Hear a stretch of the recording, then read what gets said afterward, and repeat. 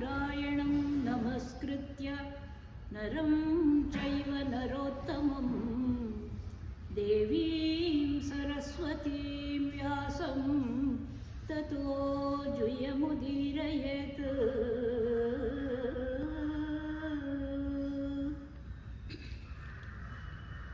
शरणसङ्गौ व्यसन भुजगाभरणनो अमर किरीटमण्डितचरण चारु चरित्र निरुपम भाळशिखिनेत्र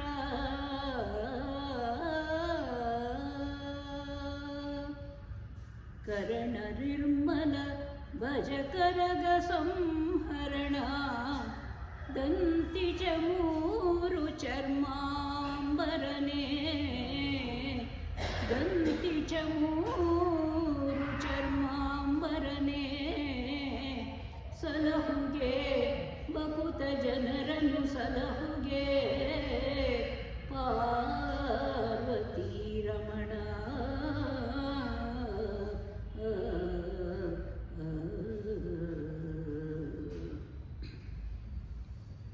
गजमुखने मेरेवये कदंतने निज गुणान्वित परशुदारने रजतगिरि गोडेयन कुमारने रजतगिरि गोडेयन कुमारने विद्येवारिदिये ಅಜನು ಹರಿ ರುದ್ರಾದಿಗಳು ನೆರೆ ಭಜಿಸುತಿಹರನವರತ ನಿನ್ನನು ತ್ರಿಜಗವಂದಿತ ಗಣಪ ಮಾಡ್ಪುದು ಮತಿಗೆ ಮಂಗಳವ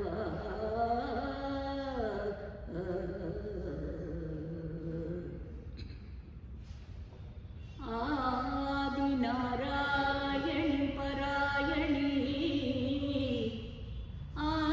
आदिनारायणि परायणि नादमय गजलक्ष्मी सत्त्वगुणादिदेवते अमरवन्दित पादपङ्करुहे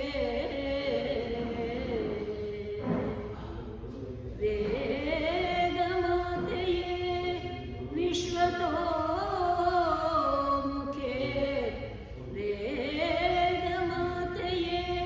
विश्वतो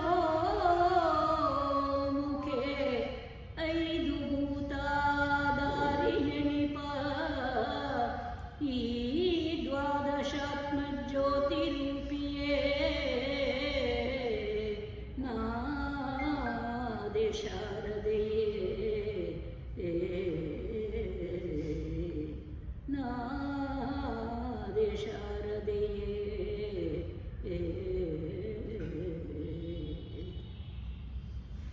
ಎಲ್ರಿಗೂ ನಮಸ್ಕಾರ. ಈಶ್ವರನ ಸ್ಮರಣೆ ಆಗಿದೆ, ಗಣೇಶನ ಸ್ಮರಣೆ ಆಗಿದೆ, ಶಾರದಾ ದೇವಿಯ ಸ್ಮರಣೆ ಆಗಿದೆ.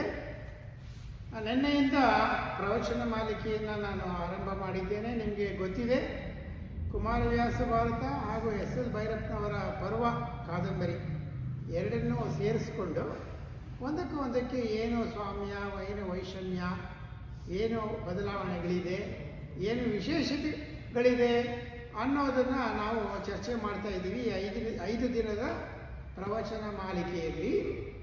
ನಿನ್ನೆ ಕುಂತಿಯ ಒಂದು ವೃತ್ತಾಂತವನ್ನು ಕೇಳಿದ್ವಿ. ಕುಮಾರವ್ಯಾಸ ಭಾರತದಲ್ಲಿ ಕುಂತಿಯ ವೃತ್ತಾಂತ ಹೇಗೆ ಇತ್ತು ಅನ್ನೋದನ್ನು ಕೇಳಿದ್ವಿ. ಕರ್ಣನ ಜನನ, ಪಾಂಡವರ ಜನನ, ಈ ವೃತ್ತಾಂತವನ್ನೆಲ್ಲ ಕೇಳಿದ್ವಿ ನಿನ್ನೆ. ಈಗ ನಾನು ಇವತ್ತಿನ ಚರ್ಚೆಯನ್ನು ಭೈರಪ್ಪನವರ ಪರ್ವದ ಕಾದಂಬರಿಯ ಮುಖಾಂತರ ಮಾಡ್ತಾ ಇದ್ದೇನೆ. ಕುಂತಿಯ ಪಾತ್ರ ಆರಂಭದಲ್ಲೇ ಬರುತ್ತೆ ಪರ್ವ ಕಾದಂಬರಿನಲ್ಲಿ. ಶಲ್ಯ ನಂತರ ಕುಂತಿ ಬರ್ತಾಳೆ. ಕುಂತಿ ನಿಮಗೆಲ್ಲರಿಗೂ ಗೊತ್ತು, ಶ್ರೀಕೃಷ್ಣನ ಸೋದರತ್ತೆ, ವಸುದೇವನ ತಂಗಿ. ವಸುದೇವನ ದೊಡ್ಡಪ್ಪ ಇರ್ತಾರೆ ಶೂರಸೇನ ಅಂತ, ಆತನ ಮಗಳು ಪೃಥ ಹಾಗೆ ಅಂತ ಜನನ ಆಗತ್ತೆ ಕುಂತಿದು. ಆಮೇಲೆ ಕುಂತಿ ಚಿಕ್ಕವಳಿದ್ದಾಗಲೇ ಕುಂತಿ ಭೋಜ ಅನ್ನುವಂಥ ಮಹಾರಾಜನಿಗೆ ಪೃಥಾಳನ್ನು ದತ್ತು ಕೊಟ್ಟಿದ್ದರಿಂದ, ಕುಂತಿ ಭೋಜನ ಮಗಳಾಗಿದ್ದರಿಂದ ಪೃಥಾಳಿಗೆ ಕುಂತಿ ಅಂತ ಹೆಸರಾಗುತ್ತೆ. ಆ ಕುಂತಿ ಆಮೇಲೆ ಕುಂತಿ ಈಗ ನಾನು ನೆನ್ನೆ ಹೇಳಿದ್ದೆ, ಈ ಪರ್ವ ಕಾದಂಬರಿ ಆರಂಭ ಆಗುವಾಗ ಏನಪ್ಪ ಸನ್ನಿವೇಶ ಅಂತಂದರೆ ಯುದ್ಧ ಸನ್ನಿಹಿತವಾಗೋಗಿರುತ್ತೆ. ಯುದ್ಧದ ಆರಂಭದ ಸ್ವಲ್ಪ ಮುಂಚೆಗೆ ಪರ್ವ ಕಾದಂಬರಿ ಆರಂಭ ಆಗೋಗುತ್ತೆ. ಎರಡೂ ಕಡೆ ಕೌರವರು ಪಾಂಡವರು ಎರಡೂ ಕಡೆ ಸೇರ್ಬಿಟ್ಟಿರ್ತಾರೆ, ಎರಡೂ ಕಡೆ ಸೈನ್ಯದ ಜಮಾವಣೆ ಆಗೋಗಿರುತ್ತೆ. ಅಂತಹ ಸಂದರ್ಭದಲ್ಲಿ ಭೈರಪ್ಪನವರು ತಮ್ಮ ಪರ್ವ ಕಾದಂಬರಿಯನ್ನು ಆರಂಭ ಮಾಡಿದ್ದಾರೆ, ತಿರುಗು ಮುರುಗು ಮಾಡಿಕೊಂಡಿದ್ದಾರೆ. ಯಾಕೆ ಅಂತ ಎಲ್ಲ ವಿವರಣೆಯನ್ನು ನೆನ್ನೆನೇ ಕೊಟ್ಟಿದ್ದೀನಿ ನಾನು. ಇವಾಗ ಅಂಥ ಸಮಯದಲ್ಲಿ ಕುಂತಿ ಎಲ್ಲಿದ್ಲು? ಕುಂತಿ ವನವಾಸಕ್ಕೆ ಹೋಗಿದ್ದಿಲ್ಲ. ಕುಂತಿ 12+1 12 ವರ್ಷದ ವನವಾಸ, 1 ವರ್ಷದ ಅಜ್ಞಾತವಾಸ.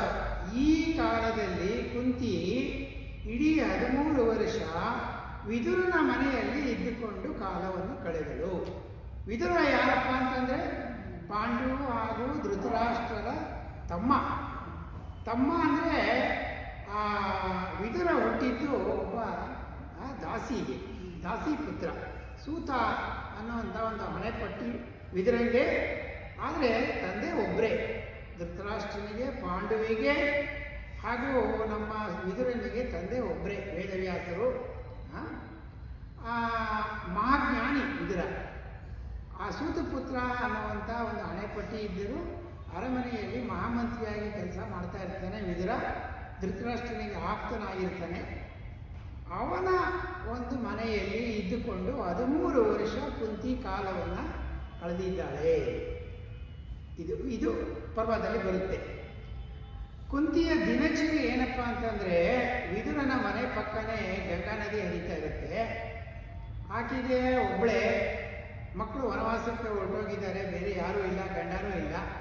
ಅದರಿಂದ ಅವಳು ದಿನದ ಹೆಚ್ಚು ಕಾಲವನ್ನು ಗಂಗಾ ನದಿಯ ತಟದಲ್ಲಿ ಕೂತು ಕಾಲ ಕಳೀತಾ ಇರ್ತಾಳೆ. ನಮ್ಮ ಭೈರಪ್ಪನವರು ಗಂಗಾ ನದಿಗೂ ಕುಂತಿಗೂ ಒಂದು ಪ್ರತೀಕವನ್ನಾಗಿ ಒಂದು ಏರ್ಪಾಡು ಮಾಡಿದ್ದಾರೆ.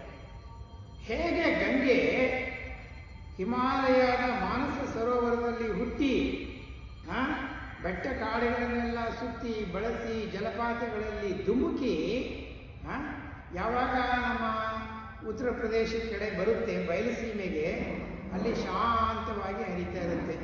ಅದೇ ಥರ ಕುಂತಿ ಜೀವನದಲ್ಲಿ ಏರುಪೇರು, ಹೊಡೆದಾಟ, ಘರ್ಷಣೆ, ನಿರಾಸೆ ಇವೆಲ್ಲವನ್ನು ತನ್ನ ಒಡಲಿನಲ್ಲಿ ಸಹಿಸಿಕೊಂಡು ಕುಂತಿ ಇವಾಗ ವಿದುರನ ಮನೆಯಲ್ಲಿ ಶಾಂತವಾಗಿ ಕೂತಿದ್ದಾಳೆ. ಮನಸ್ಸಿನಲ್ಲಿ ದುಗುಡ ಇದ್ದೇ ಇದೆ, ಆವೇಶ ಇದ್ದೇ ಇದೆ, ಭಾವನೆಗಳು ಇದ್ದೇ ಇದೆ.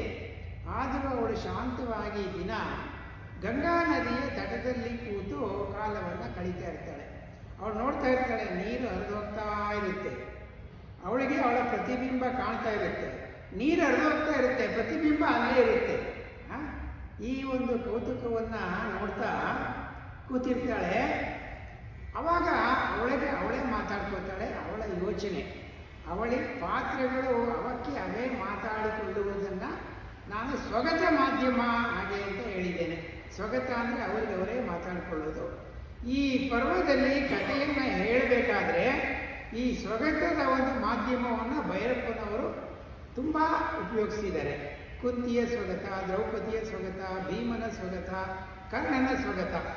ಯಾಕೆ ಅಂದರೆ ನಾನು ನೆನ್ನೆನೂ ಹೇಳಿದೆ, ಎಲ್ಲ ಪಾತ್ರಗಳಿಗೂ ಯುದ್ಧ ಸಮಯದಲ್ಲಿ ಮಹಾಭಾರತದಲ್ಲಿ ಸುಮಾರು 50 ವರ್ಷದ ಆಸುಪಾಸಿನ ಒಂದು ಪ್ರಾಯ. ಆ ಆಸುಪಾಸಿ ಅಂಥ ಒಂದು ಪ್ರಾಯದಲ್ಲಿ ಹಳೆಯ ನೆನಪುಗಳು ಬಂದು ಹೋಗುವುದು, ಮುಂದೇನು ಅನ್ನುವಂಥ ಆಲೋಚನೆ ಒಂದು ಉಂಟಾಗುವುದು, ಮನಸ್ಸಿನಲ್ಲಿ ಅಲೆ ಏಳುವುದು, ಇವೆಲ್ಲ ಸಾಮಾನ್ಯ. ಕುಂತಿಯ ಸ್ವಗತ ಆ ವಿದುರನ ಮನೆಯ ಪಕ್ಕದ ಗಂಗಾ ನದಿಯ ದಡದಲ್ಲಿ ಕೂತು ಕುಂತಿ ಯೋಚಿಸ್ತಾ ಇರ್ತಾಳೆ. ಹಳೆಯ ನೆನಪಿನ ಬುತ್ತಿಯನ್ನು ಬಿಚ್ಕೋತಾ ಇರ್ತಾಳೆ. ಅಷ್ಟೊತ್ತಿಗೆ ವಿದುರ ಬರ್ತಾನೆ. ವಿದುರ ಬರ್ತಾನೆ, ಅವನು ಹೇಳ್ತಾನೆ, ಕುಂತಿ ಇವತ್ತೇನಾಯ್ತು ಗೊತ್ತಾ, ದುರ್ಯೋಧನನ ಆಸ್ಥಾನದಲ್ಲಿ ಕೃಷ್ಣ ಬಂದಿದ್ದ ಸಂಧಾನಕ್ಕೆ. ಕೃಷ್ಣ ಸಂಧಾನಕ್ಕೆ ಬಂದಿದ್ದ ಕಾಲ, ಯುದ್ಧಕ್ಕೆ ಸ್ವಲ್ಪ ಮುಂಚೆ ಕೃಷ್ಣ ಸಂಧಾನಕ್ಕಾಗಿ ಬರ್ತಾನೆ, ಅದು ನಿಮಗೆ ಗೊತ್ತು. ಆವಾಗ ಕುಂತಿ ಮನಸ್ಸಿನಲ್ಲೇ ಅನ್ಕೋತಾಳೆ, ಆಗದಲ್ಲೇ ಇರೋ ಸಂಧಾನಕ್ಕೆ ಈ ಕೃಷ್ಣ ಯಾಕೆ ಬಂದ? ಕೃಷ್ಣ ಅಂದರೆ ಕುಂತಿಗೆ ಸಲುಗೆ, ಯಾಕೆಂದರೆ ಅಣ್ಣನ ಮಗ, ಸೋದರಳಿಯ, ಅದರಿಂದ ಸಲುಗೆ. ಆಗದಲ್ಲೇ ಇರೋ ಸಂಧಾನಕ್ಕೆ ಈ ಕೃಷ್ಣ ಯಾಕೆ ಬಂದ ಅಂತ ಮನಸ್ಸಲ್ಲಿ ಅನ್ಕೊಳ್ತಾಳೆ ಭೈರಪ್ಪನವರ ಪರ್ವದಲ್ಲಿ.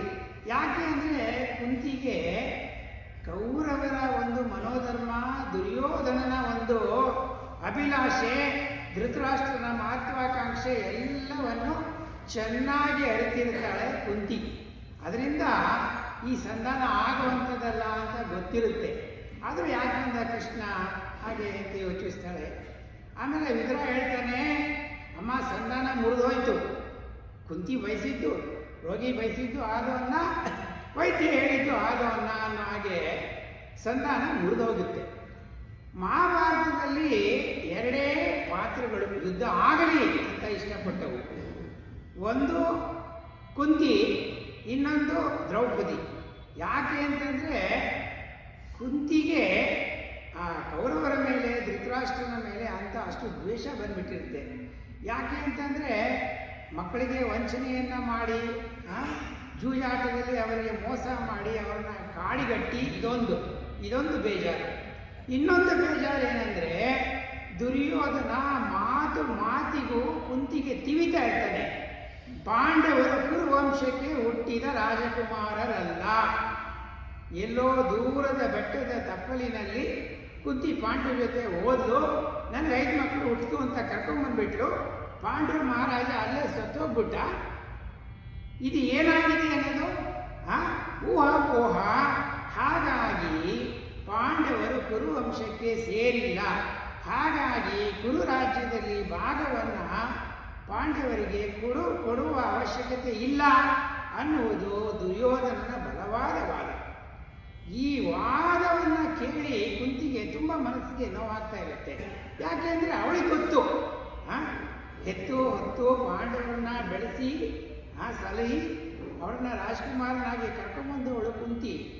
ತನ್ನ ಮಕ್ಕಳನ್ನು ಕುರುವಂಶಕ್ಕೆ ಸೇರಿಲ್ಲ ಅಂತ ದುರ್ಯೋಧನ ಹೇಳ್ತಾನಲ್ಲ, ಅದರ ಬಗ್ಗೆ ಕುಂತಿಗೆ ತುಂಬ ಬೇಜಾರಿರುತ್ತೆ. ಅದಕ್ಕಾಗಿ ಕುಂತಿ ತನ್ನ ಮನಸ್ಸಿನಲ್ಲಿ ಯಾವಾಗಲೂ ಇಷ್ಟಪಡ್ತಾ ಇರ್ತಾಳೆ, ಯುದ್ಧ ಆಗಲಿ, ದುರ್ಯೋಧನ ದುಶ್ಯಾಸನಾದಿಗಳು ನನ್ನ ಸೊಸೆಗೆ ಏನೊಂದು ಅಪಮಾನ ಮಾಡಿದ್ದಾರೆ, ನನ್ನ ಮಕ್ಕಳು ಕುರುವಂಶಕ್ಕೆ ಸೇರಿಲ್ಲ ಅಂತ ಏನೊಂದು ಆರೋಪವನ್ನು ಮಾಡಿದ್ದಾರೆ, ಆ ದುರ್ಯೋಧನ ದುಶ್ಯಾಸನ ಧೃತರಾಷ್ಟ್ರಾದಿಗಳಿಗೆ ಶಿಕ್ಷೆ ಆಗಲಿ ಅನ್ನುವುದು ಈ ಕ್ಷಾತ್ರಣಿ ಕುಂತಿಯ ಮನಸ್ಸಿನ ಒಂದು ಕೆಚ್ಚು ಧ್ಯೇಯ. ಅದೇ ರೀತಿ ದ್ರೌಪದಿಗೆ ಕೂಡ. ಆಮೇಲೆ ವಿದುರ ಹೇಳ್ತಾನೆ, ಸಂಧಾನ ಆಗಲಿಲ್ಲಮ್ಮ. ಅಲ್ಲಿ ಸಭೆಯಲ್ಲೂ ಕೂಡ ದುರ್ಯೋಧನ ಇದೇ ಮಾತು ಹೇಳಿದ, ಪಾಂಡವರು ಯಾರು ಕುರುವಂಶಕ್ಕೆ ಸೇರಿದವರಲ್ಲ, ಅವರ ಜನನ ಹೇಗಾಯಿತು ಅನ್ನೋದೇ ನಿಗೂಢ. ಅದರಿಂದ ನಾವು ಅವರಿಗೆ ರಾಜ್ಯದ ಯಾವ ಭಾಗವನ್ನು ಕೊಡುವ ಅವಶ್ಯಕತೆ ಇಲ್ಲ. ಇಂದ್ರಪ್ರಸ್ಥವನ್ನು ಹಿಂದೆ ಕೊಟ್ಟಿದ್ದೇವೆ, ಅದು ಕೊಟ್ಟಿದ್ದೇ ಮಹಾ ತಪ್ಪು. ಅದನ್ನು ನಾವು ಜೂಜಾಟದಲ್ಲಿ ಗೆದ್ದುಕೊಂಡಾಗಿದೆ. ಅದರಿಂದ ಈಗ ರಾಜ್ಯದ ಭಾಗವನ್ನು ಅವರಿಗೆ ಕೊಡುವಂಥ ಅವಶ್ಯಕತೆ ಇಲ್ಲ. ದುರ್ಯೋಧನ ಹೇಳ್ತಾನೆ, ಸಂಧಾನದಲ್ಲಿ 5 ಹಳ್ಳಿಗಳನ್ನಾದರೂ ಕೊಡುವಂಥ ಕೃಷ್ಣ ಕೇಳ್ತಾನೆ. ದುರ್ಯೋಧನ ಹೇಳ್ತಾನೆ, 5 ಹಳ್ಳಿಗಳಿರಲಿ, ಒಂದು ಸೂಜಿಯ ಮೊನೆ ಇರುತ್ತಲ್ಲ, ಸೂಜಿಯ ತುದಿಯಷ್ಟು ಜಾಗ ಕೂಡ ನಾನು ಕೊಡೋದಿಲ್ಲ ಅಂತ ಕಡ್ಡಿ 2 ತುಂಡಾಗೋ ಹಾಗೆ ಹೇಳ್ತಾನೆ. ಆಮೇಲೆ ಈ ಕೃಷ್ಣ ಸಂಧಾನಕ್ಕೆ ಬಂದಿರ್ತಾನಲ್ಲ, ಅವನು ನೆನ್ನೆ ಹೇಳಿದೆ ನೋಡಿ, ಒಳ್ಳೆ ನಿಷ್ಣಾತ ಚತುರ ವಿದೇಶಾಂಗ ಮಂತ್ರಿ ಥರ ಕೆಲಸ ಮಾಡ್ದ ಅಂತ. ಅವನು ಹೋಗಿ ಇದ್ದಿದ್ದು ಕೃಷ್ಣ ಸಂಧಾನಕ್ಕೆ ಬಂದಾಗ ದುರ್ಯೋಧನನ ಅರಮನೆಗೆ ಹೋಗಲಿಲ್ಲ, ವಿದುರನ ಮನೆಯಲ್ಲಿ ಉಳ್ಕೊಂಡ. 1, 2 ಕುಂತಿಯನ್ನು ಭೇಟಿ ಮಾಡ್ದ. ಕುಂತಿಯನ್ನು ಭೇಟಿ ಮಾಡಿ ಆ ಕಡೆಯಿಂದ ಕರ್ಣನಿಗೆ ಹೋಗಿ ಕರ್ಣನ ಜನ್ಮ ರಹಸ್ಯವನ್ನು ಹೇಳಿ ಅವನ ಮನಸ್ಸನ್ನು ಒಡೆದ. ಈ ಕಡೆಯಿಂದ ತಾಯಿ ಕುಂತಿಯನ್ನು ಕಳಿಸಿ, ಕುಂತಿ ಕರ್ಣನಲ್ಲಿ ಒಂದು ವಿಜ್ಞಾಪನೆಯನ್ನು ಮಾಡಿಕೊಂಡು ಬೇಕಾದಂಥ ದೊಡ್ಡ ಬಾಣವನ್ನು ತೊಳಬೇಡ, ಈ ಎಲ್ಲ ಒಂದು ವರಗಳನ್ನು ಪಡೆದುಕೊಂಡು ಇವೆಲ್ಲ ಕೆಲಸವನ್ನು ಮಾಡಿದ್ದಾನೆ. ಕೃಷ್ಣ ಸಂಧಾನಕ್ಕೆ ಬಂದಾಗ ಕೃಷ್ಣ ಇದು ಕೃಷ್ಣ ಕರ್ಣನನ್ನು ಭೇಟಿ ಮಾಡಿದ್ದು, ಕೃಷ್ಣ ಕುಂತಿಯನ್ನು ಭೇಟಿ ಮಾಡಿದ್ದು, ಇದೆಲ್ಲ ಗೂಢಾಚಾರದ ಮೂಲಕ ದುರ್ಯೋಧನ ತಿಳ್ಕೊಂಡ್ಬಿಟ್ಟಿದ್ದ. ಸಂಚು ಮಾಡಿ ನಮ್ಮಲ್ಲಿ ಭೇದವನ್ನು ಹುಟ್ಟು ಹಾಕಿ ನಮ್ಮನ್ನು ದುರ್ಬಲಗೊಳಿಸುವುದಕ್ಕೆ ಕೃಷ್ಣ ಸಂಚು ಮಾಡ್ತಿದ್ದಾನೆ ಅಂತ ಹೇಳಿಬಿಟ್ಟು ದುರ್ಯೋಧನ ಏನು ಹೇಳ್ತಾನೆ, ಕೃಷ್ಣನ ಬಂಧನವಾಗಲಿ, ಕೃಷ್ಣ ಸಂಧಾನಕ್ಕೆ ಬಂದಂಥ ದೂತನನ್ನ ಕೃಷ್ಣನ ಬಂಧನವಾಗಲಿ ಹಾಗೆ ಅಂತ ಆಜ್ಞೆ ಮಾಡ್ತಾನೆ. ಅವಾಗ ನಮ್ಮ ಕುಮಾರವ್ಯಾಸ ಭಾರತದಲ್ಲಿ ಏನಾಗುತ್ತೆ ಅಂತಂದರೆ, ಕೃಷ್ಣ ಏನು ಮಾಡ್ತಾನೆ, ಆ ಸ್ಥಾನದಲ್ಲಿ ಇದ್ದ ಪ್ರತಿಯೊಬ್ಬರು ಕೃಷ್ಣನ ಥರನೇ ಕಂಡುಬಿಡ್ತಾನೆ. ದುರ್ಯೋಧನನಿಗೆ ಕೂಡ ಅವನೇ ಕೃಷ್ಣನ ಥರ ಕಂಡುಬಿಡ್ತಾನೆ. ಆ ಭಟ್ರಿದಾರಲ್ಲ ಯಾರನ್ನ ಬಂಧಿಸೋದು ಅನ್ನೋದೇ ಗೊತ್ತಾಗದಲ್ಲೇ ಕೃಷ್ಣನ ಬಂಧಿಸುವುದಕ್ಕೆ ಆಗೋದಿಲ್ಲ ಅಂತ. ಯಾವಾಗ ಈ ರೀತಿಯ ಒಂದು ಘಟನೆ ನಡೆಯುತ್ತೆ, ಅದು ಪವಾಡ ಆಯಿತು, ಕೃಷ್ಣನ ಮಹಿಮೆ ಆಯಿತು. ನಾನು ಹೇಳಿದ್ದೇನೆ, ಭೈರಪ್ಪನವರ ಪರ್ವ ಪವಾಡಗಳಿಲ್ಲದ ಮಹಾಭಾರತ. ಕೃಷ್ಣನ ಮಹಿಮೆ ಕೂಡ ಅಲ್ಲಿ ನಡೆಯೋದಿಲ್ಲ. ಯಾಕೆ ಅಂದರೆ ಪರ್ವದ ಮಹಾಭಾರತದ ಪ್ರಕಾರ ಕೃಷ್ಣ ಕೂಡ ಎಲ್ಲರಂತೆ ಒಬ್ಬ ಮನುಷ್ಯ. ಇಲ್ಲಿ ಕೂಡ ನಮ್ಮ ಪರ್ವದಲ್ಲಿ ಕೂಡ ಕೃಷ್ಣ ಸಂಧಾನಕ್ಕೆ ಬಂದಾಗ ದುರ್ಯೋಧನ ಕೃಷ್ಣನ ಬಂಧನವಾಗಲಿ ಅಂತ ಯಾವಾಗ ಒಂದು ಆಜ್ಞೆಯನ್ನು ಹೊರಡಿಸ್ತಾನೆ, ಆವಾಗ ಕೃಷ್ಣ ತನ್ನ ಚಾಕಚಕ್ಯತೆಯಿಂದ ಮತ್ತು ಅವನ ಅಂಗರಕ್ಷಕರ ಒಂದು ಮುಂಜಾಗರೂಕತೆಯಿಂದ ಬಿಡಿಸ್ಕೊಂಬಂದ ಹಾಗೆ ಅಂತ ಭೈರಪ್ಪನವರು ಬರೆದಿದ್ದಾರೆ. ಅಂದರೆ ಏನೊಂದು ಪವಾಡ ಒಂದು ನಡೀತು ಅಂತ ಹೇಳ್ತೀವೋ ಅದನ್ನು ಸರಳೀಕರಿಸಿ ನಿಜವಾಗಿಯೂ ನೈಜವಾಗಿ ಏನಾಗಿರ್ಬೋದು ಆ ರೀತಿ ಬರ್ಕೊಂಡು ಹೋಗಿದ್ದಾರೆ. ಇಷ್ಟು ಆಮೇಲೆ ಇದರ ಹೊರಟೋಗ್ತಾನೆ. ಕುಂತಿಗೆ ಮನಸ್ಸಲ್ಲಿ ಅವಳ ಸ್ವಯಂವರದ ನೆನಪು ಬರುತ್ತೆ. ಕುಂತಿ ತಂದೆ ಕುಂತಿ ಭೋಜ ದೊಡ್ಡ ಮಹಾರಾಜ. ಅವನು ಸ್ವಯಂವರಗಳನ್ನು ಆ ದಿನಗಳಲ್ಲಿ ಏರ್ಪಡಿಸ್ತಾ ಇದ್ದವರು ದೊಡ್ಡ ಮಹಾರಾಜರುಗಳೇ. ಅದೊಂದು ಸಾಧಾರಣವಾದಂಥ ಕೆಲಸ ಅಲ್ಲ. ಯಾಕೆಂದರೆ 100 ಮಹಾರಾಜರುಗಳು ಬರಬೇಕು, ಅವರಿಗೆಲ್ಲ ಆತಿಥ್ಯ ಆಗಬೇಕು, ಅವರಿಗೆಲ್ಲ ಉಚಿತವಾದಂಥ ಒಂದು ಪಾರಿತೋಷಿಕಗಳನ್ನ ಕೊಡಬೇಕು, ಆಮೇಲೆ ಒಂದು ಪಂದ್ಯವನ್ನು ಏರ್ಪಡಿಸಿರಬೇಕು. ಇದು ದೊಡ್ಡ ಕೆಲಸ ಆಯಿತು. ಕುಂತಿಗೆ ಒಳ್ಳೆ ಗಂಡ ಸಿಕ್ಕಲಿ ಅಂತ ಹೇಳಿಬಿಟ್ಟು ಸ್ವಯಂವರವನ್ನು ಏರ್ಪಡಿಸಿರ್ತಾನೆ ಕುಂತಿ ಭೋಜ. ಆ ಸ್ವಯಂವರಕ್ಕೆ ಭೀಷ್ಮ ತನ್ನ ಮಗನಾದ ಪಾಂಡುವನ್ನು ಕರ್ಕೊಂಡ್ಬಂದಿರ್ತಾನೆ. ಯಾಕೆ ಅಂದರೆ ಪಾಂಡು ಅಧಿಕಾರದಲ್ಲಿದ್ದಂಥ ಮಹಾರಾಜ. ಅವತ್ತಿಗೆ ಚಿಕ್ಕವನಾದರೂ ಭೀಷ್ಮ ಏನು ಹೇಳ್ತಾರೆ, ನಾನು ಕುರುವಂಶದ ಹಿರಿಯನಾದರೂ ನಾನು ಸಿಂಹಾಸನದ ಮೇಲೆ ಕೂರುವುದಿಲ್ಲ ಹಾಗೆ ಅಂತ ಪ್ರತಿಜ್ಞೆ ಮಾಡಿರ್ತಾರೆ. ಹಾಗಾಗಿ ಯುವಕ ಪಾಂಡುವನ್ನೇ ಸಿಂಹಾಸನದ ಮೇಲೆ ಕೂರಿಸಿ ಮಹಾರಾಜ ಆಗೋಗಿರ್ತಾನೆ. ಅಂತಹ ಮಹಾರಾಜ, ಪ್ರತಿಷ್ಠಿತ ಕುರುವಂಶದ ಮಹಾರಾಜ ಕುಂತಿಯ ಸ್ವಯಂವರಕ್ಕೆ ಬರ್ತಾನೆ. ಕುಂತಿ ನೋಡ್ತಾಳೆ, ಹಾರ ಹಾಕುವಾಗ ಎಲ್ಲ ರಾಜಕುಮಾರರುಗಳಲ್ಲಿ ಎದ್ದು ನಿಲ್ಲುವಂಥ ವ್ಯಕ್ತಿತ್ವ ಪಾಂಡು ಮಹಾರಾಜಂದು. ಅಂತಹ ಆಜಾನುಬಾಹು ಅಂತೆ, ಅಗಲವಾದ ಎದೆ, ಉದ್ದವಾದ ತೋಳುಗಳು, ಟಿವಿಯಿಂದ ಕೂಡಿದಂಥ ಮುಖ, ಮೀಸೆ, ಭಾರಿ ಗಂಡು ಪಾಂಡು ಮಹಾರಾಜ ಅಂತ ಅಂದ್ಕೊಂಡು ಕುಂತಿ ಭೋಜನ ಹೇಳಿರ್ತಾನಂತೆ, ಕುರುವಂಶದ ದೊರೆನೇ ಬಂದ್ಬಿಟ್ಟಿದ್ದಾನಮ್ಮ, ನಿನ್ನ ಅದೃಷ್ಟ, ಅವನಿಗೆ ಮಾಲೆ ಹಾಕು ಅಂತಲೂ ಹೇಳಿರ್ತಾನೆ. ಕುಂತಿಯು ಕೂಡ ಆಸೆ ಪಟ್ಟು ಪಾಂಡು ಮಹಾರಾಜನಿಗೆ ಮಾಲೆಯನ್ನು ಹಾಕಿದ್ದಾಳೆ. ವಿಜೃಂಭಣೆಯಿಂದ ಗಾಳಿಗಟ್ಟಲೆ ಬಂಗಾರದ ಪಾರಿತೋಷಕವನ್ನು ಕುರುವಂಶದ ಹಿರಿಯ ಭೀಷ್ಮರಿಗೆ ಕೊಟ್ಟು, ಪಾಂಡುವಿಗೆ ಕೊಟ್ಟು, ವಿಜೃಂಭಣೆಯಿಂದ ಮಗಳು ಚೆನ್ನಾಗಿ ಬದುಕಲಿ ಅಂತ ಹೇಳಿಬಿಟ್ಟು ಕುಂತಿ ಭೋಜ ಮದುವೆ ಮಾಡಿರ್ತಾನಂತೆ. ಆದರೆ ಆಗಿದ್ದೇನು, ಕುಂತಿಗೆ ಮೊದಲ ರಾತ್ರಿಯೇ ನಿರಾಸೆ. ಯಾಕೆ ಅಂತಂದರೆ ನಿನ್ನೆ ನಾವು ಹೇಳಿದ್ವಿ, ನಮ್ಮ ಮಹಾಭಾರತ ಕುಮಾರವ್ಯಾಸ ಭಾರತದಲ್ಲಿ ಕೇಳಿದ್ವಿ, ಪಾಂಡು ಮಹಾರಾಜನಿಗೆ ಒಂದು ಮುನಿಯ ಶಾಪ ಇತ್ತು. ನೆನ್ನೆ ಕಥೆ ಹೇಳಿದ್ದೀನಿ. ಆ ಶಾಪದ ಪ್ರಕಾರ ಅವನ ಪತ್ನಿಯ ಜೊತೆ ಸೇರುವ ಸಮಯದಲ್ಲಿ ಅವನ ಪ್ರಾಣಹರಣವಾಗಲಿ ಅಂತ ಒಂದು ಶಾಪ ಇರುತ್ತೆ. ಹೀಗಾಗಿ ಪಾಂಡುವಿಗೆ ಪತ್ನಿಯ ಜೊತೆ ಸೇರುವ ಯೋಗ ಇರುವುದಿಲ್ಲ.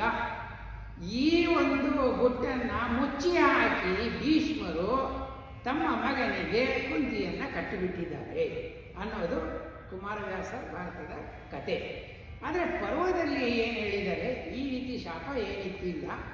ಪಾಂಡು ದೈಹಿಕವಾಗಿ ದುರ್ಬಲವಾದ ಮನುಷ್ಯ, ಬೇರೆ ಎಲ್ಲ ಸಾಮರ್ಥ್ಯಗಳು ಇತ್ತು. ಒಳ್ಳೆ ಕ್ಷತ್ರಿಯ ದಿಗ್ವಿಜಯಗಳನ್ನ ನಡೆಸಿ ಸುತ್ತಮುತ್ತಲಿನ ರಾಜ್ಯವನ್ನು ಕಬಳಿಸಿದಂಥ ಒಂದು ವೀರ ಪರಾಕ್ರಮಿ ಪಾಂಡು. ಆದರೆ ಅವನ ದೇಹದ ದೌರ್ಬಲ್ಯದ ಪ್ರಕಾರ ಅವನು ದಾಂಪತ್ಯದಲ್ಲಿ ನಿರ್ಬಲ. ಹಾಗಾಗಿ ಕುಂತಿಗೆ ಮೊದಲ ದಿನನೇ ನಿರಾಸೆ. ಅವಳೇನನ್ಕೋತಾಳೆ, ಮೊದಲನೇ ದಿನ ಅಂತ ಹೇಳ್ಬಿಟ್ಟು 2ನೇ ದಿನ 3ನೇ ದಿನ ಹೀಗೆ ಆಗ್ತಾ ಇರುತ್ತೆ. ಯಾವ ದಿನನೂ ಏನೂ ಆಗೋದಿಲ್ಲ, ನಿರಾಸೆ ಆಗೋಗ್ಬಿಡುತ್ತೆ ಕುಂತಿಗೆ. ಆಮೇಲೆ ಕುಂತಿ ಎಷ್ಟು ಅನುಭವಿಸಿದಾಳೆ ಅಂತಂದರೆ, ಅಂಥ ದೊಡ್ಡ ಮಹಾರಾಣಿಗೆ ಭಾರಿ ಗಂಡು ಅಂತ ಅಂದ್ಕೊಂಡು ಗಂಡಸೇ ದುರ್ಬಲ ಆಗಿ ಹೋಗ್ಬಿಟ್ರೆ ಎಂಥ ನಿರಾಸೆ ಆಗುತ್ತೆ. ಅದನ್ನು ಭೈರಪ್ಪನವರು ಚೆನ್ನಾಗಿ ಬರೆದಿದ್ದಾರೆ. ಇಷ್ಟು ಜೊತೆಗೆ ಏನಾಗುತ್ತಂತೆ, ಒಂದು ಗಾದೆ ಮಾತಿದೆ ನೋಡಿ, ಕೈ ಹಿಡಿದವನು ಮೈಯೆಲ್ಲ ಪರ್ಚ್ಕೊಂಡ ಅಂತ. ಆ ಥರ ಪಾಂಡು ಮಹಾರಾಜ ಕುಂತಿ ಮೇಲೆ ಆರೋಪ ಮಾಡ್ತಾ ಇರ್ತಾರಂತೆ, ನೀನೇ ಸರಿ ಇಲ್ಲ ಅಂತ ಹೇಳೋದು, ಕುಂತಿಗೆ ವಿನಾಕಾರಣ ರಾತ್ರಿ ಹೊಡೆಯೋದು, ಈ ಎಲ್ಲ ಹೊಡೆತಗಳು ನಿಂದನೆಗಳು ಇದನ್ನೆಲ್ಲ ಕುಂತಿ ಸಹಿಸ್ಕೊಂಡು ಜೀವಿಸ್ತಾ ಇರ್ತಾಳೆ. 6 ತಿಂಗಳಾಗುತ್ತೆ ಮದುವೆ ಆಗಿ. ಭೀಷ್ಮರು ಆಗಲೇ ಯೋಚಿಸ್ತಾ ಇರ್ತಾರೆ, ಯಾಕೋ ಕುಂತಿಗೆ ಮಕ್ಕಳಾಗಿಲ್ಲ, ಕುಂತಿಯ ಕ್ಷೇತ್ರ ಫಲವತ್ತಾದುದಲ್ಲ, ಕುಂತಿ ಬಂಜೆ ಅನ್ನುವಂಥ ಒಂದು ಹಣೆಪಟ್ಟಿಯನ್ನು ಕಟ್ಟಿ ಆ ಮದ್ರ ದೇಶಕ್ಕೆ ಹೋಗಿ ಜಬರ್ದಸ್ತಿನಿಂದ ಶಲ್ಯನ ತಂಗಿ ಮಾದ್ರಿಯನ್ನು ಕರ್ಕೊಂಡ್ಬಂದು 6 ತಿಂಗಳಲ್ಲಿ ಪಾಂಡು ಮಹಾರಾಜನಿಗೆ 2ನೇ ಮದುವೆಯನ್ನು ಮಾಡ್ತಾರೆ. ಪರ್ವದಲ್ಲೂ ಬರುತ್ತೆ, ಅಲ್ಲಿ ಕುಮಾರವ್ಯಾಸ ಭಾರತದಲ್ಲೂ ಬರುತ್ತೆ. ಆವಾಗ ಕುಂತಿ ಅನ್ಕೋತಾಳಂತೆ, ನನಗೇ ಇಲ್ಲದಂಥ ಒಂದು ಸುಖ, ಒಂದು ಇದು ಗಂಡನ ಒಂದು ಇದು ಆಸರೆ ಮಾದ್ರಿಗೆ ಎಲ್ಲಿ ಸಿಕ್ಕುತ್ತೆ ಅಂತ. ಆದರೂ ಮಾದ್ರಿ ಬರ್ತಾಳೆ. ಮಾದ್ರಿ ಮುಂಚೆ ಕುಂತಿನ ಮಾತಾಡಿಸ್ತಾ ಇರಲಿಲ್ಲಂತೆ. ಯಾಕೆ ಅಂತಂದರೆ ಕುಂತಿ ಅಂದರೆ ಒಂದು ಸವತಿಯ ಒಂದು ದ್ವೇಷ ಅಂತ ಇಟ್ಕೊಳ್ಳಿ. ಆಮೇಲೆ ಹೀಗೆ ಕುಂತಿಗೂ 1 ತಿಂಗಳಾಯಿತು, 2 ತಿಂಗಳಾಯಿತು, 3 ತಿಂಗಳಾಯಿತು. ಅವಳು ಬಹಿಷ್ಠೆ ಆಗ್ತಾನೇ ಇದ್ದಾಳೆ ಪ್ರತಿ ತಿಂಗಳು. ಇದನ್ನು ಕುಂತಿ ನೋಡ್ತಲೇ ಇದ್ದಾಳೆ. ಆವಾಗ ಒಂದಿನ ಅಕ್ಕ ಅಂತ ಹೇಳಿಬಿಟ್ಟು ಕುಂತಿ ಹತ್ರ ಬರ್ತಾಳಂತೆ. ತನ್ನ ದುಃಖದ ವೇದನೆಯನ್ನೆಲ್ಲ ಹೇಳ್ಕೊತಾಳಂತೆ. ಈ ಥರ ಆಗ್ತಾ ಇದೆ ಅಂತ ಹೇಳ್ಬಿಟ್ಟು ಕುಂತಿ ಹೇಳ್ತಾ ಇದ್ದಾಳೆ, ನನಗಾಗಿದ್ದು ಅದೇ, ನಿನಗಾಗಿದ್ದು ಅದೇ, ಇಬ್ಬರು ನಿರ್ಭಾಗ್ಯರು, ಮಹಾರಾಜನನ್ನು ಕೈ ಹಿಡಿದಿದ್ದೇವೆ, ನಮಗೆ ಸಂತಾನ ಭಾಗ್ಯ ಇಲ್ಲ. ಅವಾಗ ಕುಂತಿ ಹೇಳ್ತಾಳಂತೆ, ಬಿಲ್ಲಿನಲ್ಲೇ ಶಕ್ತಿ ಇಲ್ಲದೇ ಇದ್ದರೆ ಹೆಡೆ ಏನು ಮಾಡುತ್ತೆ ನೋಡಿ. ಈ ರೀತಿಯ ಒಂದು ಉಪಮೇಯಗಳಿಗೆ ಭೈರಪ್ಪನವರ ಸಾಹಿತ್ಯ ಪ್ರಜ್ಞೆ ಇದೆಯಲ್ಲ, ನಮಗೆ ತುಂಬ ಮಂತ್ರಮುಗ್ಧರನ್ನಾಗಿ ಮಾಡಿಸುತ್ತೆ. ಬಿಲ್ಲಿಗೆ ಶಕ್ತಿ ಇಲ್ಲದೇ ಇದ್ದರೆ ಹೆದೆ ಏನು ಮಾಡುತ್ತೆ, ತಂಗಿ ಸಮಾಧಾನ ಮಾಡ್ಕೊ ಅಂತ ಹೇಳ್ತಾರಂತೆ.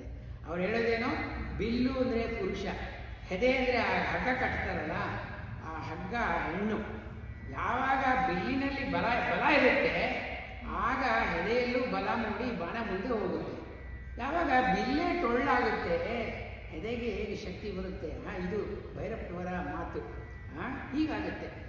ಆಮೇಲೆ ಏನಾಗುತ್ತೆ, ಈ ಪಾಂಡು ಮಹಾರಾಜನಿಗೆ ಕುಂತಿ ಮಾದ್ರಿಯರ ಮೇಲೆ ಕನಿಕರ ಬರುತ್ತಂತೆ. ಅವ್ರನ್ನ ಹೊಡೆದು ಬಡ್ದು ದಬ್ಬಾಳಿಕೆ ಮಾಡಿ 6 ತಿಂಗಳು 1 ವರ್ಷ ನಡೆಸ್ತಾ. ಆಮೇಲೆ ಯಾವಾಗ ತನ್ನ ದೌರ್ಬಲ್ಯ ಅಂತ ಗೊತ್ತಾಗೋಯ್ತೋ ಹೆಂಡತಿಯರಿಗೆ, ಇವನಿಗೆ ಅವರ ಬಗ್ಗೆ ಕನಿಕರ ಬರುತ್ತಂತೆ.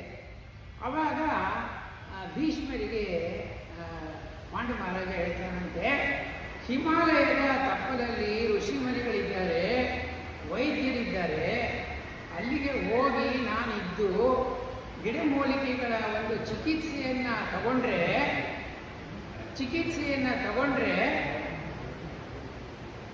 ನನಗೆ ಪುರುಷ ಶಕ್ತಿ ಬರುತ್ತೆ ಹಾಗೆ ಅಂತ ಹೇಳಿಬಿಟ್ಟು ಅವನು ಏನು ಮಾಡ್ತಾನೆ, ರಾಜ್ಯವನ್ನು ತಮ್ಮನಿಗೆ ವಹಿಸಿ, ಧೃತರಾಷ್ಟ್ರನಿಗೆ ವಹಿಸಿ, ಪಾಂಡು ಮಹಾರಾಜ ಕುಂತಿ ಮಾದ್ರಿಯರನ್ನ ಕರೆದುಕೊಂಡು ಹಿಮಾಲಯದ ತಪ್ಪಲಿನ ಅರಣ್ಯವಾಸಕ್ಕೆ ಹೋಗ್ತಾನೆ.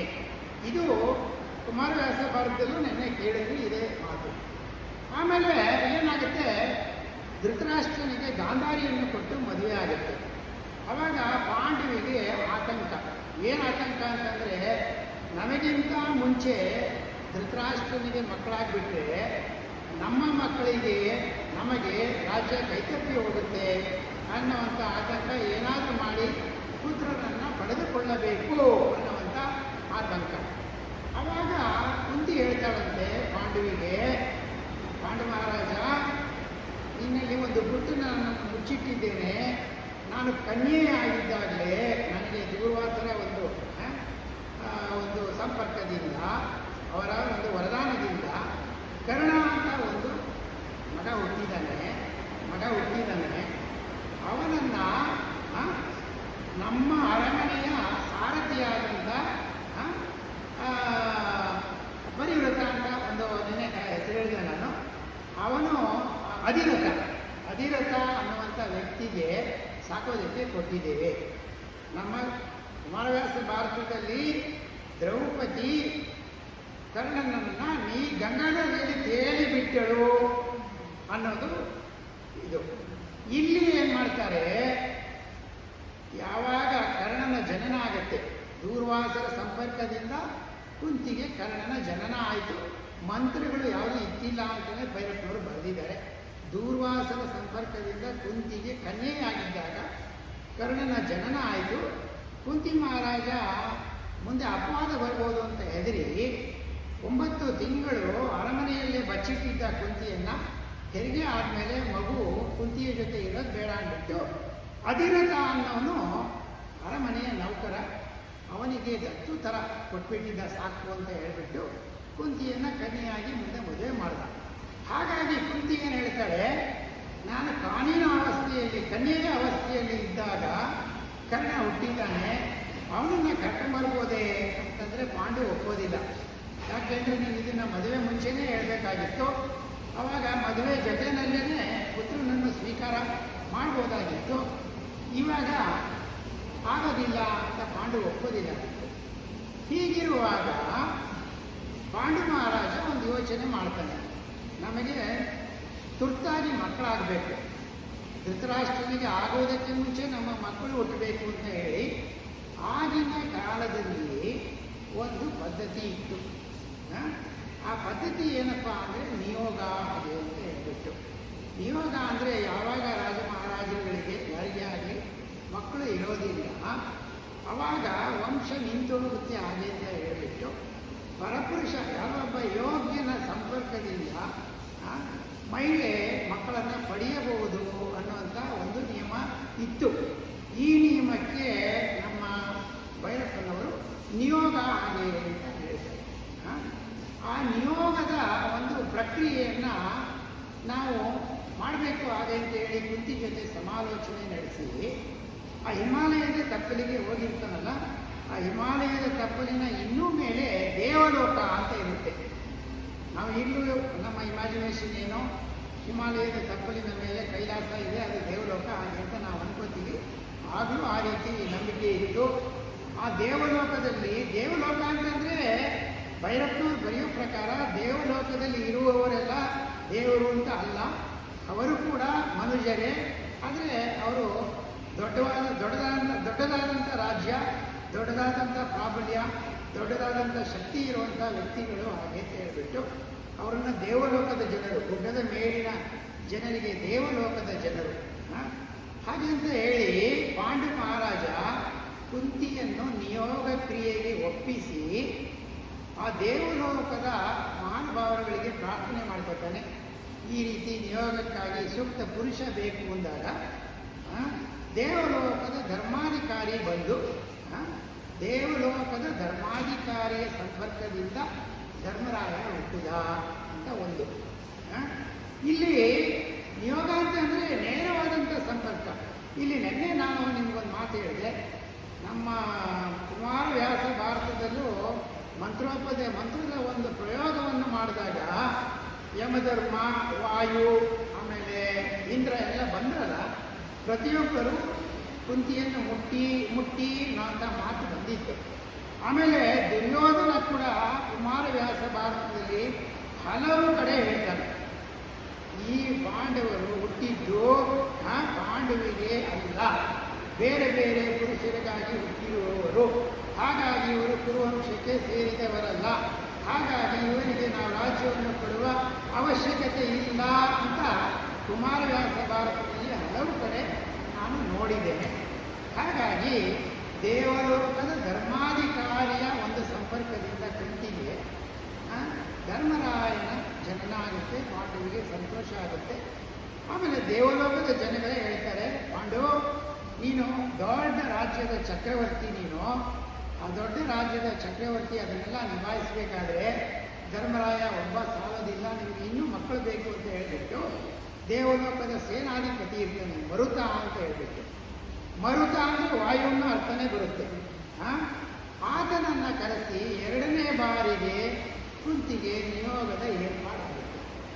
ಆವಾಗ ಯಾವಾಗ ಮರುತ ಅಂದರೆ ವಾಯು ದೇವರು ನಮ್ಮ ಕುಂತಿಯ ಸಂಪರ್ಕದಲ್ಲಿ ಇರ್ತಾರೆ, ಯಾಕೆಂತಂದರೆ ಆಕೆ ಬಸವಾದ ತನಕ ಅವನ ಜೊತೆಯಲ್ಲಿ ಇರಬೇಕು. ಆಮೇಲೆ ಈ ನಿಯೋಗದ ಒಂದು ನಿಯಮಗಳೇನಪ್ಪ ಅಂತಂದರೆ, ಪರವ್ಯಕ್ತಿಯ ಸಂಪರ್ಕ ಆದ್ರೂ ಕೂಡ ಅದು ಪತಿಯ ಅನುಮತಿಯಿಂದ ಮಾತ್ರ, ಪತಿಯ ದೀಕ್ಷೆಯಿಂದ ಮಾತ್ರ ಇದು ಸಾಧ್ಯ. ಆಮೇಲೆ ನಿಯೋಗಕ್ಕೆ ಒಳಗಾಗಿರುವಂಥ ಸ್ತ್ರೀ ಒಂದು ವಾಗ್ದಾನವನ್ನು ಮಾಡಬೇಕು, ಪರಪುರುಷನ ಬಗ್ಗೆ ನನಗೆ ಯಾವ ರಾಗ ದ್ವೇಷಗಳು ಇರೋದಿಲ್ಲ, ನಾನು ಭಾವನೆಗಳನ್ನ ಬೆಳೆಸ್ಕೊಳ್ಳೋದಿಲ್ಲ, ಬರೀ ಪುತ್ರ ಪ್ರಾಪ್ತಿಗಾಗಿ ಮಾತ್ರ ಅವನ ಜೊತೆ ಸ್ನೇಹ. ಯಾವಾಗ ನನಗೆ ಪುತ್ರ ಪ್ರಾಪ್ತಿಯಾಯಿತು ಅವನನ್ನು ಪರಪುರುಷ ಆಗಿ ಅಂತ ಹೇಳಿ ನಾನು ಅವನನ್ನು ತಂದೆಯ ರೂಪ ಅಂತ ಹೇಳಿ ಬಿಟ್ಟುಬಿಡ್ತೇನೆ ಅಂತ ವಾಗ್ದಾನವನ್ನು ಯಜಮಾನರಿಗೆ ಕೊಟ್ಟು ನಿಯೋಗದ ಕ್ರಿಯೆಗೆ ಒಳಗಾಗಿರ್ತಾರೆ 2ನೇ ಬಾರಿಗೆ ಕುಂತಿ ವಾಯುದೇವರ ಜೊತೆ. ಅವಾಗ ಮರುತ ಇರ್ತಾನಲ್ಲ ವಾಯುದೇವರು, ಅವನು ಹೇಳ್ತಾನಂತೆ, ಕುಂತಿ ನೀನು ಎಷ್ಟು ಒಂದು ನಿಂದು ಅಂಗಸೌಷ್ಠವ, ಎಂಥ ಸೌಂದರ್ಯ ನಿಂದು, ದೇವಲೋಕದಲ್ಲಿರುವ ಯಾವ ಸ್ತ್ರೀಯೂ ಕೂಡ ನಿನ್ನ ಸೇವಕಿ ಆಗುವುದಕ್ಕೂ ಯೋಗ್ಯತೆ ಇಲ್ಲ. ನೀನು ಪಾಂಡು ಮಹಾರಾಜನ ಜೊತೆ ಯಾಕಿರ್ತೀಯ, ಬಾ ನೀನು, ನಾನು ದೇವಲೋಕಕ್ಕೆ ಕರ್ಕೊಂಡು ಹೋಗ್ತೀನಿ, ನಿನ್ನನ್ನು ನನ್ನ ರಾಣಿಯಾಗಿ ಮಾಡ್ಕೋತೀನಿ ಅಂತ ಆಮಿಷ ಹುಡ್ತಾನಂತೆ ಮರುತ. ಆವಾಗ ಕುಂತಿ ಒಪ್ಪೋದಿಲ್ಲ. ಅವಳು ಹೇಳ್ತಾಳಂತೆ, ಇದು ನಾನು ಪಾಂಡು ಮಹಾರಾಜನ ಧರ್ಮಪತ್ನಿ, ಈ ನಿಯೋಗ ಪ್ರಕ್ರಿಯೆಗೆ ನಾನು ಒಳಪಟ್ಟಿರುವುದು ಪಾಂಡು ಮಹಾರಾಜನ ಒಂದು ಆಜ್ಞೆಯ ಮೇರೆಗೆ.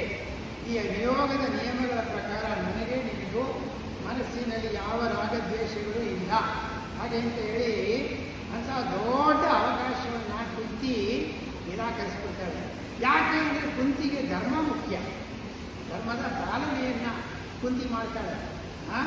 ಅವಾಗ ದುರ್ಯೋಧನ ಯಾವಾಗ ಹೇಳ್ತಾನೆ, ಈ ಪಾಂಡವರು ಪಾಂಡುಗೆ ಹುಟ್ಟಿದವರೇ ಅಲ್ಲ, ನಿಯೋಗಕ್ಕೆ ಹುಟ್ಟಿದವರು, ಇವರು ಕುರುವಂಶದ ಕುಡಿಗಳಲ್ಲ ಅಂತ ಹೇಳಿದಾಗ ಈ ಕುಂತಿ ಯೋಚಿಸ್ತಾಳೆ, ಎಂಥ ಅವಕಾಶ ಸಿಕ್ಕಿತ್ತು, ದೇವಲೋಕಕ್ಕೆ ಹೋಗಿ ದೇವಲೋಕದ ರಾಣಿಯಾಗಿ ನಾನು ಮೆರಿಬೋದಾಯಿತು, ಆದರೆ ನಾನು ಹೋಗಲಿಲ್ಲ. ಯಾಕೆ ಅಂತಂದರೆ ಧರ್ಮಕ್ಕೆ ಕಟ್ಟು ಬಿದ್ದೆ, ನೀತಿಯ ಪಾಲನೆಯನ್ನು ಮಾಡಿದೆ. ಈ ಹಾಳು ದುರ್ಯೋಧನ ಈ ರೀತಿ ನನ್ನ ಮೇಲೆ ಆರೋಪ ಮಾಡಬಹುದೇ ಹಾಗೆ ಅಂತ ಹೇಳ್ತಾರೆ. ಆಮೇಲೆ ಮುಂದಕ್ಕೆ ಇಂದ್ರನ ಜೊತೆ, ದೇವಲೋಕದ ಇಂದ್ರನ ಜೊತೆ ಸಂಪರ್ಕ ಆಗುತ್ತೆ. ಆವಾಗ ಅರ್ಜುನ ಹುಟ್ಟುತ್ತಾನೆ. ದೇವಲೋಕದ ಇಂದ್ರ ಇದ್ದಾನಲ್ಲ ಆತ ತುಂಬ ಸ್ಫುರದ್ರೂಪಿಯಾದಂಥ ಮನುಷ್ಯ ಅಂತೆ. ಮರುತನಿಗೆ ಹೇಗೆ ಕುಂತಿಯ ಮೇಲೆ ಮನಸ್ಸಾಯಿತೋ, ನಿಯೋಗದ ಸಮಯದಲ್ಲಿ ಆ ಅವಧಿಯಲ್ಲಿ ಕುಂತಿಗೆ ಇಂದ್ರನ ಮೇಲೆ ಮನಸ್ಸಾಗೋದು. ಯಾಕೆಂದ್ರೆ ಅಂತ ಸ್ಫುರದ್ರೂಪಿ ಮನುಷ್ಯ, ಅಂತಹ ಮಾತಿನಲ್ಲಿ ಚತುರ, ಅವನಲ್ಲಿ ಎಲ್ಲ ರೀತಿಯ ರಸಿಕತೆಗಳಿರುತ್ತೆ. ಕುಂತಿನೇ ಮನಸ್ಸೋತು ಹೋಗ್ತಾಳಂತೆ, ಆದರೆ ಹೇಳೋದಿಲ್ಲ ಬಾಯ್ಬಿಟ್ಟು. ಯಾಕೆ ಅಂತಂದರೆ ಅವರಿಗೆ ಧರ್ಮ ಮುಖ್ಯ, ನಿಯೋಗದ ನೀತಿಯ ಪಾಲನೆ ಮುಖ್ಯ. ಅದನ್ನೆಲ್ಲ ನೆನೆಸ್ಕೊತಾಳೆ ಕುಂತಿ. ಯಾವಾಗ ಇದರನ್ನ ಮನೆಯ ಪಕ್ಕದ ಗಂಗಾ ನದಿಯ ತಟದಲ್ಲಿ ಕೂತಿದ್ದಾಗ ಇದೆಲ್ಲ ನೆನಪುಗಳು ಆಗೋಗ್ತವೆ ನಮ್ಮ ಭೈರಪ್ಪನವರ ಪರ್ವದಲ್ಲಿ. ಆಮೇಲೆ ತಂಗಿ ಮಾತೆಯ ಮೇಲೆ ಒಂದು ಕರುಣೆ ಬರುತ್ತೆ.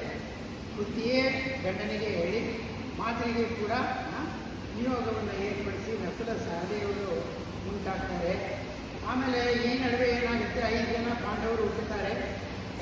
ಇದ್ದಾಗ ಸುಮಾರು ದಿನ ಆಗಿರುತ್ತೆ. ಈ ವೈದ್ಯರು ನೀಡುತ್ತಿದ್ದಂಥ ನೀಡುತ್ತಿದ್ದಂಥ ಋಷಿಮುನಿಗಳು ನೀಡುತ್ತಿದ್ದಂಥ ಚಿಕಿತ್ಸೆ ಏನಿದೆ ಅದು ಸ್ವಲ್ಪ ಫಲವನ್ನು ಕೊಟ್ಟು ಪಾಂಡುವಿನಲ್ಲಿ ಶಕ್ತಿ ಸ್ವಲ್ಪ ಉತ್ಪನ್ನ ಆಗಿರುತ್ತೆ.